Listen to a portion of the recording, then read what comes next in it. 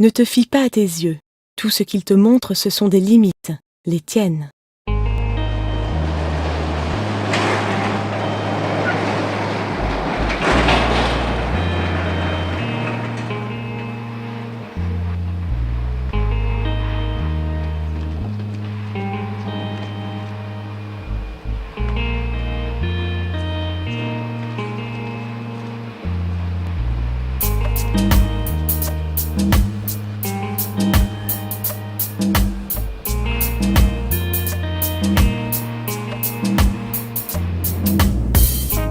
Il n'est pas de montagne infranchissable, il n'est pas d'horizon inaccessible, il n'est pas d'étoile insaisissable. Alors, grâce à cette association, j'ai pu réaliser l'un de mes rêves les plus chers et les plus anciens, c'est-à-dire le fait de voler, la liberté de pouvoir être dans les airs.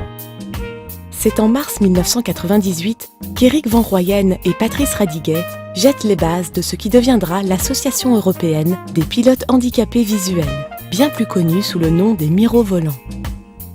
Ils sont bientôt rejoints par Jean-Claude Laporte et les statuts de l'association sont déposés le 4 février 1999. Mais à ce moment, ils ne savent pas encore qu'ils viennent de donner naissance à une fabuleuse aventure humaine et technologique. Encore à ce jour, les mirovolants restent la seule association de ce type connue au monde. Bonjour à tous et à toutes, bienvenue au stage de Saint-Étienne, 7e stage qui se passe ici sur l'aérodrome. Les stages organisés par l'association Les Mirovolants permettent à des personnes fortement malvoyantes ou aveugles de s'initier ou de se perfectionner au pilotage des avions ou des planeurs. Lors de ces stages est dispensé un enseignement théorique au sol et les stagiaires y bénéficient de cours pratiques en vol assurés par des instructeurs. Par choix, les mirovolants ne sont pas implantés sur un aérodrome donné. Ils n'ont pas non plus un statut d'aéroclub, même s'ils sont reconnus par la Fédération française aéronautique et la Fédération française d'ULM, ou FF Plume. Plusieurs fois par an, ils se retrouvent sur un terrain d'aviation et organisent des stages en collaboration avec les aéroclubs. Leur volonté, ne pas créer un ghetto supplémentaire, mais au contraire, inciter les pilotes aveugles et malvoyants à s'intégrer dans l'aéroclub, le club de vol à voile ou du LM de leur choix. Je m'appelle François, je suis masseur-kinésithérapeute, je suis malvoyant, j'ai 36 ans. Je suis Patrice Radiguet, j'ai 56 ans, je suis très malvoyant, moi ma culture, c'est le braille. Donc un avion, c'est assez simple finalement, c'est un fuselage et 2 ailes. Donc le fuselage, c'est cette partie-là. Afin de rendre accessible l'enseignement de l'aéronautique aux personnes aveugles ou fortement malvoyantes, il a fallu l'adapter pour leur permettre de découvrir, par le toucher ou par l'oreille, tous les aspects de cette discipline. C'est tout bon. Okay. Donc avec tout ce que vous a expliqué François, ici on est sur le bord avant de l'aile, donc le bord d'attaque. Des textes en braille ou en caractères agrandis, des schémas et dessins en relief, l'adaptation de la cartographie sont autant de supports indispensables à une bonne compréhension de l'enseignement aéronautique par les stagiaires. Donc ça, c'est un corps fuselé. On voit très bien les filets de fluide, d'air ou d'eau. Hein. Ça peut représenter une aile, ça peut représenter la pile d'un pont aussi. Hein. Cependant, adapter n'est pas synonyme d'un simple passage des documents à la photocopieuse agrandisseuse. Avec cette feuille qui est sortie du photocopieur, on va la passer dans cette seconde machine que nous on appelle la cage à écureuil et qui va simplement, par différence thermique, c'est simplement des rampes halogènes, faire monter le trait en noir et laisser tout ce qui est en blanc à un niveau inférieur. Il s'agit bien d'une réinterprétation intelligente de leur contenu, parfois décomposé en plusieurs plans successifs. C'est avec son frère Éric, qui conçoit et dessine tous les schémas et cartes en PAO, que Patrice réalise ce travail d'adaptation. Et voilà, le miracle s'est encore produit, c'est-à-dire que tout ce qui est en noir est devenu en relief, le braille est apparu, en tout point identique à la version gros caractère, que nous éditons également, pour ceux de nos pilotes qui peuvent encore lire avec leurs yeux.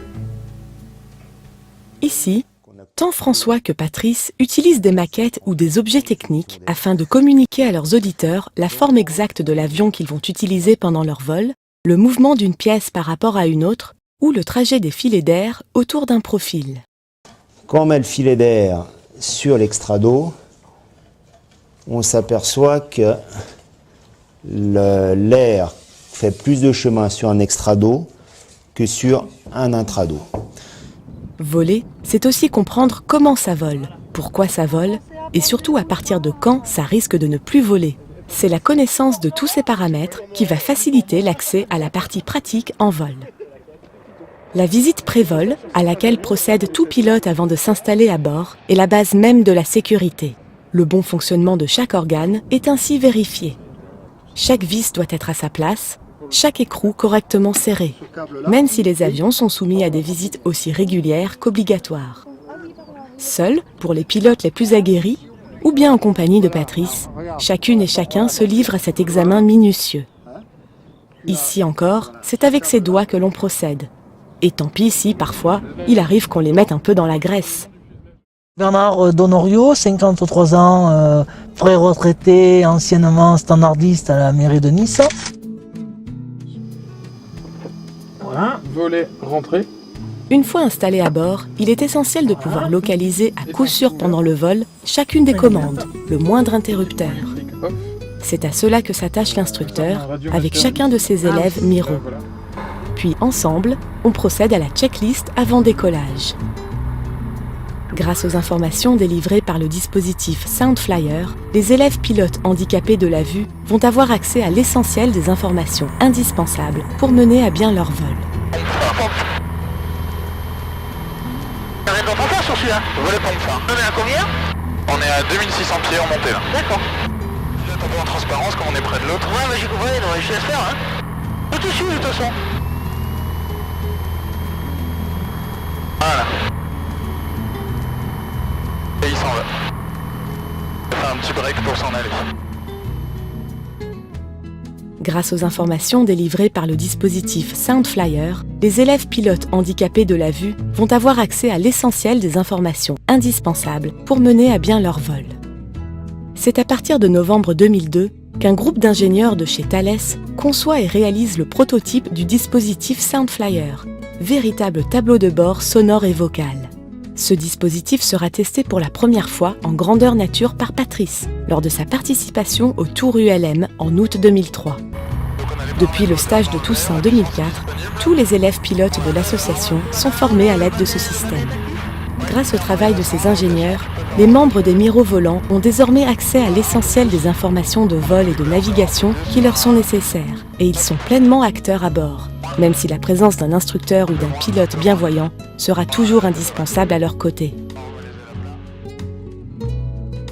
Chantal, j'ai 58 ans, je suis assistante sociale à la MDPH et je suis au Miro volant maintenant depuis 2010. Franck, 35 ans, accordeur de piano. J'habite en région parisienne. Je suis membre de l'association des Miro volants depuis mars 2008. Et je suis également intégré à l'aéroclub Lucien Bossoutreau de Chelles-le-Pin, en Seine-et-Marne, depuis décembre 2009. Alors Chantal, donc le Soundflyer se passe comment? Il y a deux choses. La première, ça va être la note que tu entends. Une note continue. Voilà, là tu entends une note continue. Afin de comprendre plus vite et à moindre coût les informations transmises en l'air par le dispositif Soundflyer, un travail régulier sur simulateur est nécessaire. La distance qu'il nous reste à parcourir, 27 nautiques,2. voilà, pour rejoindre le point qui se trouve au cap. Donc là, il nous dit suivre 213. Nous, on interroge notre cap, on est au cap 301. On met du manche à gauche, on écoute la note, elle se ralentit, et là, on l'a en continu dans les deux oreilles. Ici, Franck explique à Chantal quels sont les différents paramètres dont elle pourra disposer de façon sonore lors de son prochain vol.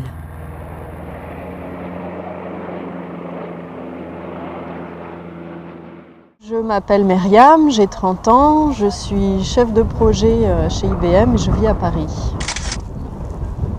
Kilo Golf rappelé en longue finale piste 18. rappelle Longfinal 18 kg. Kilogolf, on remonte la 18 à Vivement, autorisé décollage, je le prends. Autorisé décollage 18 et rappel pour le retour, Kilogolf. Par la radio, on entre en contact avec la tour de contrôle afin de prendre les instructions du contrôleur et de lui communiquer nos intentions. Sur un terrain comme celui de Saint-Étienne, le rôle des contrôleurs est essentiel afin d'assurer la sécurité de chacun, au sol et en l'air. Voiture tout arrondi. Pas du tout. Arrondi plus. C'est bon. As-tu la pose? Parfait, j'ai compris. Acheter les deux ballonniers, c'est tout. Mais avant de parler réellement à la radio, mieux vaut maîtriser à peu près la phraséologie en s'entraînant au sol avec des talkie-walkie. Jean-Louis, contrôleur à la tour de Saint-Étienne et membre de l'Aéroclub, nous a gentiment prêté son concours en jouant, pour les besoins de l'atelier, son propre rôle de contrôleur aérien. Hôtel Alpha Romeo Kilo au parking nord, un DR400, 3 personnes à bord pour un vol local secteur de Feur. Fox Romeo Kilo, roulez piste 18. QNH 1013, code transpondeur 1261 et rappelez au point d'arrêt Delta.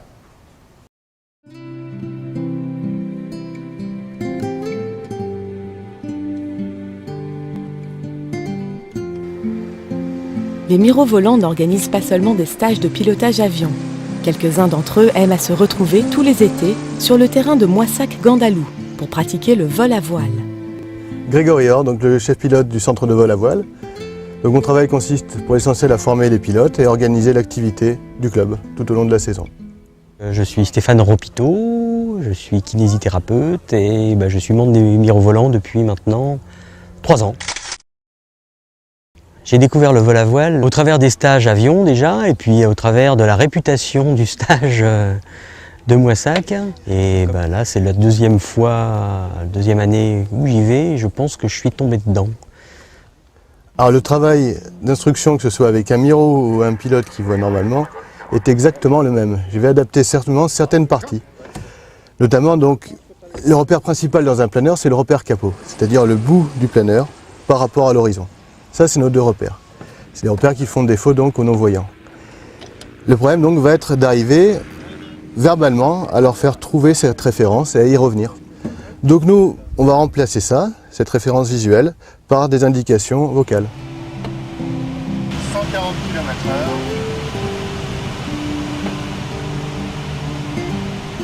120 km/h.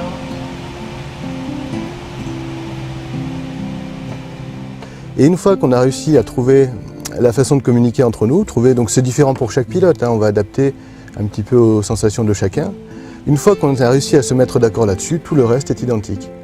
Et donc sur, disons, une saison ou deux, on arrive à former des pilotes qui sont quasiment autonomes de A à Z.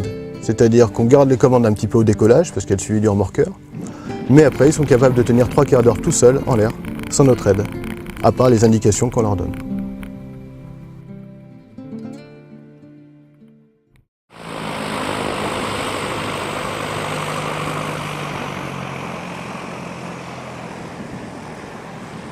Après quelques stages organisés par l'association et un apprentissage de l'utilisation du Soundflyer, le but des mirovolants est bien d'intégrer ses membres dans l'aéroclub ou le club de vol à voile le plus proche de chez eux. La rencontre avec les mirovolants, ça m'a permis de réaliser le rêve que j'avais depuis tout jeune, quand j'y voyais encore, c'est-à-dire piloter, et aussi de pouvoir transmettre cette volonté, ce plaisir de voler sur tous les avions qu'on peut rencontrer. Je suis intégré à l'aéroclub de Carpentras depuis novembre 2007.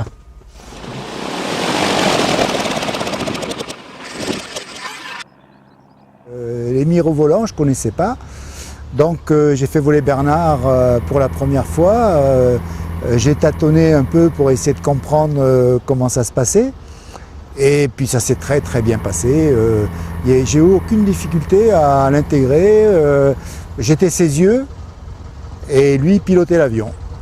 Je prends l'avion pour aller d'un terrain à l'autre pour pouvoir voyager et me promener.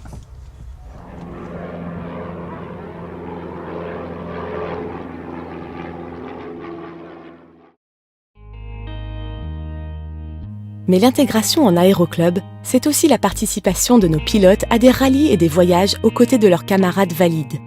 En avril 2000, ce fut un raid humanitaire en Casamance. En 2003, 2006 et 2010, nous étions présents sur le Tour de France en ULM et en 2005 et 2006 sur le rallye Rêve de gosse.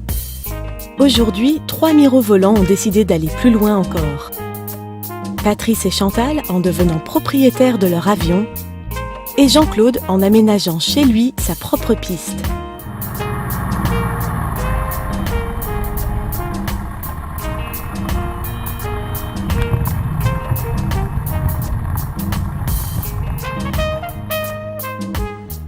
À toutes celles et ceux qui, depuis 1998, ont permis l'existence de cette extraordinaire aventure humaine et technologique. Aux aéroclubs et à leurs présidents qui, depuis plus de 13 ans, ont accueilli nos stages.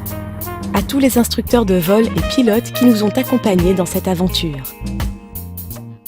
Alors, si vous aussi avez envie de voler, de vous retrouver aux commandes d'un avion, d'un planeur ou d'un ULM, mais que vous hésitez encore parce que vous êtes aveugle ou très malvoyant, rejoignez sans plus tarder l'association Les Mirovolants afin que votre rêve devienne réalité. Pour nous contacter, www.miro-volant.com.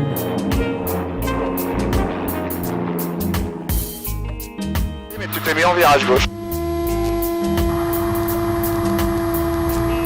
Voilà, tu remets un peu de gaz. Voilà, attention, après tu réduis tout, t'arrondis. Pas du tout.